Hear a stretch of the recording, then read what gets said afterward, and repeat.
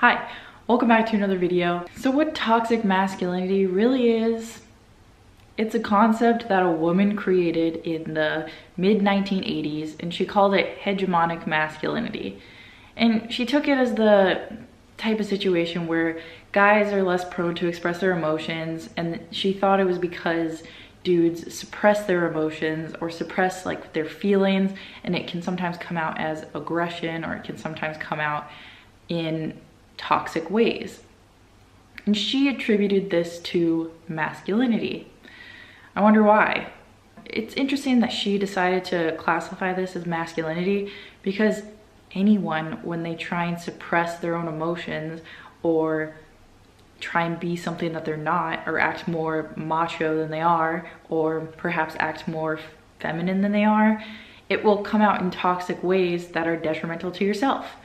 So what I find weird is that she decided to attribute this to masculinity itself, and that we all just said, yeah, sure, masculinity, that's totally the problem. It's not like society or anything, right? But somehow this concept has been misconstrued a lot lately to people thinking that toxic masculinity is any sort of display of masculinity equals toxic. So if a dude exhibits some sort of masculine attribute or masculine virtue, he's toxic.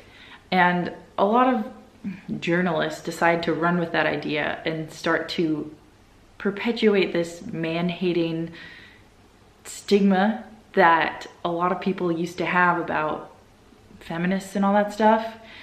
So, I mean, there is a decent amount of man-hating going on. So that whole meme of man-hating feminists isn't really inaccurate.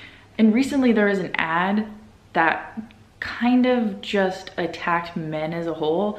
So in this ad that this company did, they obviously just tried to make it controversial because they knew it would get a lot of attention, and you know what? It did. So in the same breath as toxic masculinity, people will always be mentioning this company for the next month or so until another toxic ad comes out about Venus razors and slut shaming. And I mean, the interesting thing about toxic masculinity is that in 2019, we don't really have like a masculinity problem.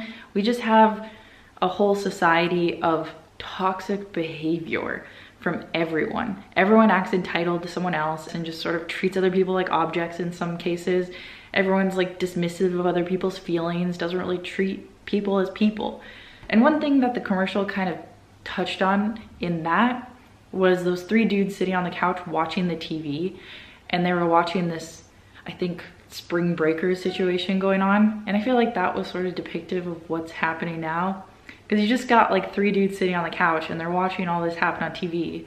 So it's not really the XY chromosomes to blame, it's more so the society around. Another thing that was kind of cringe about the commercial was just its blatant, we, a company with millions of dollars, are gonna tell you normal folk that you're doing everything wrong. Like, they condemned mansplaining in the video, but they're really company-splaining to dudes. The company was literally doing what the dude did in the office. Nobody wants to be company-splained to, and nobody wants to see this sort of virtue signaling from a million-dollar company just telling you, like, they're just trying to sell you razors. Like, that's their job. They're not some sort of activist company that's supposed to be out there like fighting the forefront for like social justice issues. It's just annoying to watch. So I understand the sort of outrage with it. So I don't really get the whole situation of, oh, you're getting so triggered by an ad. Another thing that it does badly is it assumes that all men are default predators. So in the situation where the guy is coming to hit on the girl, the other dude comes up to him and says, yo bro, like don't hit on her. Like assuming that guy is gonna do something horrible to her, or assuming that like all dudes are horrible. So I mean, if you're trying to make an ad trying to tell dudes to be better, maybe don't start with the assumption that all dudes are horrible pigs. It doesn't have to be every dude is a horrible predator who's gonna like do something to this girl on the street. Like, literally, what if he just wanted to talk to her? It's sort of perpetuating this fear culture that a lot of girls live in. And the situation with all this toxic masculinity is that it doesn't really exist in a vacuum. That's my whole point. This ad is saying guys must be better. and it's up to guys to change all of society, isn't that just reinforcing the patriarchy by saying only dudes are able to change society? If you're gonna make some virtue signaling ad telling these people to be better, you have to give a more nuanced depiction of the situation. And another problem with the ad is that I don't think only dudes can exhibit toxic masculinity. I think that women can be toxically masculine as well. Because when you live in a society, we live in a society that condemns any sort of femininity to be like weak, or you need to have these masculine virtues to get ahead in life and be respected. Everyone's gonna try and overemphasize their own masculinity to be accepted within society. When you have a job and you wanna be successful, there's like a need to be ambitious, there's a need to be independent. You can't just give in to everyone's needs, you need to be able to make decisions. It's hard to embody these typically feminine virtues, you know?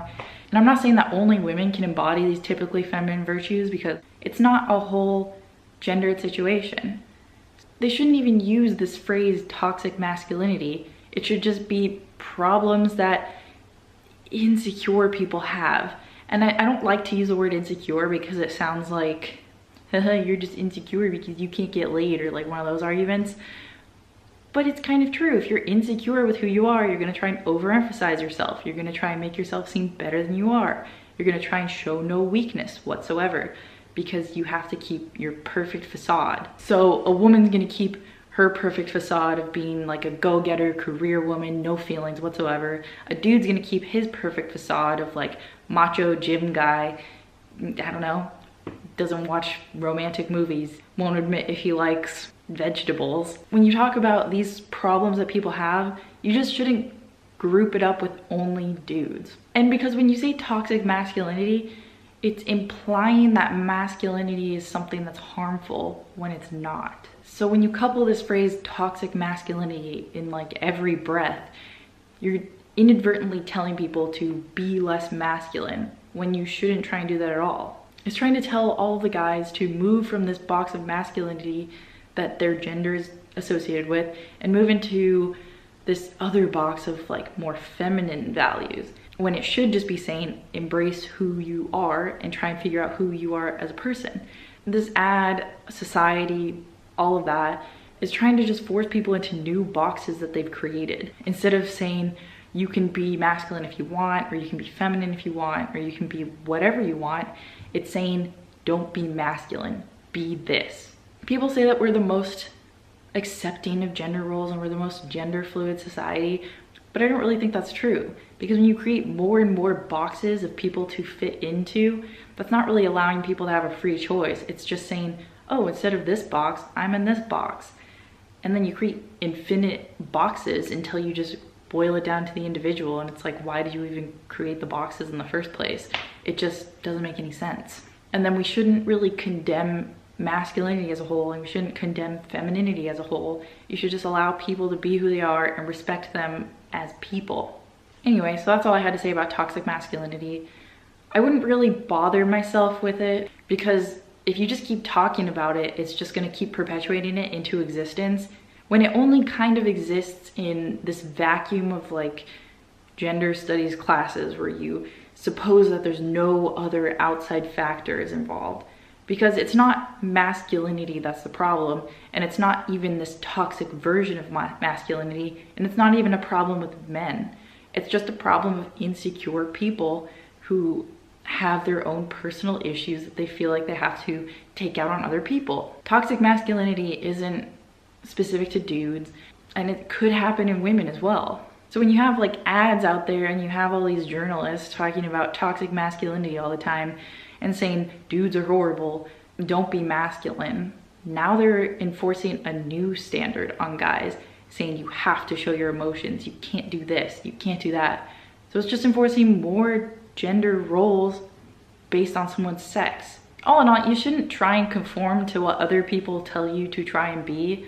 Like if you are a guy and people are telling you to be XYZ because they think you have to, you should take it as a grain of salt. You don't have to listen to what society tells you to do. Same with if you're a woman, you don't have to listen to what society tells you to do. And then you become your own thought police, and you become the own police of your own behavior. Just be yourself and be a good person. And good isn't relative. Peace out. Thanks for watching.